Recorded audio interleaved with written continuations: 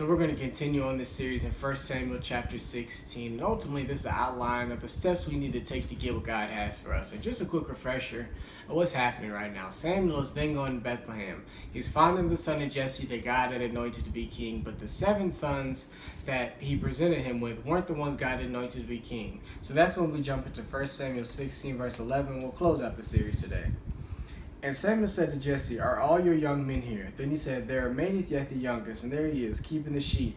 And Samuel said to Jesse, "Send and bring him, for we will not sit down till he comes here." So he sent and brought him in. Now he was ruddy with bright eyes and good looking. And the Lord said, "Arise, anoint him, for this is the one." Then Samuel took the horn of oil and anointed him in the midst of his brothers. And the Spirit of the Lord came upon David from that day forward. So Samuel arose and went to Ramah. We know he was presented with 7 other sons. Those weren't the ones that God anointed to be king.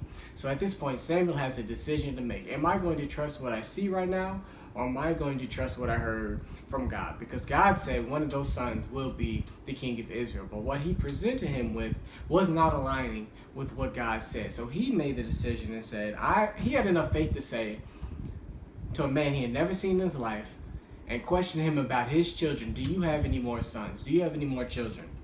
And Jesse was forced to say, "Well, there's one more, David." And David, we know, ended up being the king of Israel. And I think about Samuel. A lot of times we're in the same position as Samuel's in. We step out, we do whatever God tells us to do.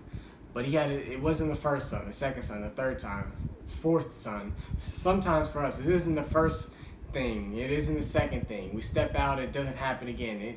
You have to keep on going until you get whatever God has for you. Because it didn't happen the first time for Samuel. It happened the 8th time, being the son, being David. We have to continue to do whatever God tells us to do until it happens. Just yesterday in church, we learned that faith causes you to step out and do it, but patience causes you to continue to do whatever God is telling you to do. And we see that Samuel had here both faith and patience in order to be able to get what God had for him, being David. And oftentimes, we look here and see this was at the point when it looked most impossible, right? When you're viewing 7 sons and they're all lined up, you say, no.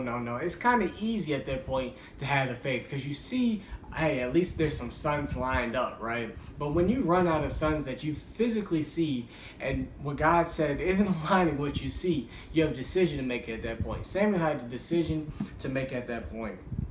And we better choose what God says, right? We got to choose what God says. And that's what the Bible refers to as now faith. Now faith is the substance of things hoped for, the evidence of things not seen. By it, the elders obtain a good report. And we learn that faith is the only way to please God. Now faith. It's not good enough if Samuel would have had it the first son, the second son, the third son, the fourth son. Likewise, in our life, it's not good enough if we had it for a month or 2, for 3 or 4 months. We better have it as long as necessary in order to get whatever God has for us. And I think about people walking around the walls of Jericho and it falling down. They didn't walk around the walls of Jericho one time. They walked around it for 7 days, and on the 7th day they walked around it 7 times. We got to keep on doing whatever God tells us to do until we get it.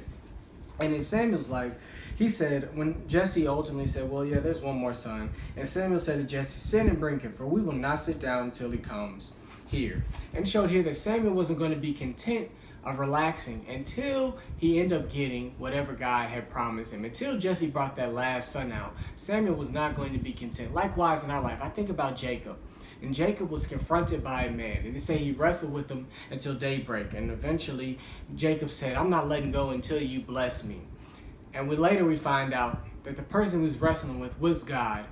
Likewise, in our life, we can't let go of what God promised us until we get it. We can't let go until he blesses us. We can't say, "Well, I stepped out and did whatever he told me to do, and it didn't work." No, we got to keep on doing whatever he tells us to do. Because our honest truth is this. It's harder, it seems hard to wait for the promise. I'm not saying it's not, because it is.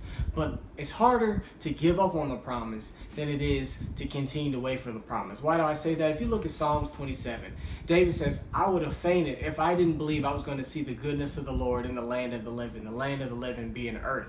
In order to see the goodness of the Lord, what was he believing he was going to see? He was believing he was going to see a hope or a promise that he had from God, that ultimately he was going to be king, like he said in 1 Samuel 16.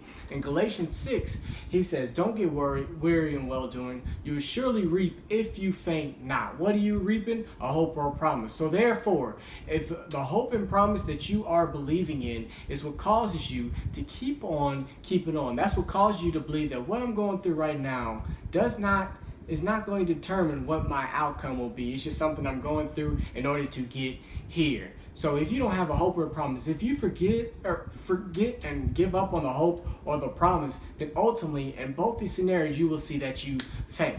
So the conclusion is this: keep on doing whatever God told you to do. Keep on on. Now faith is the substance of things hoped for, in order to get whatever God has for you.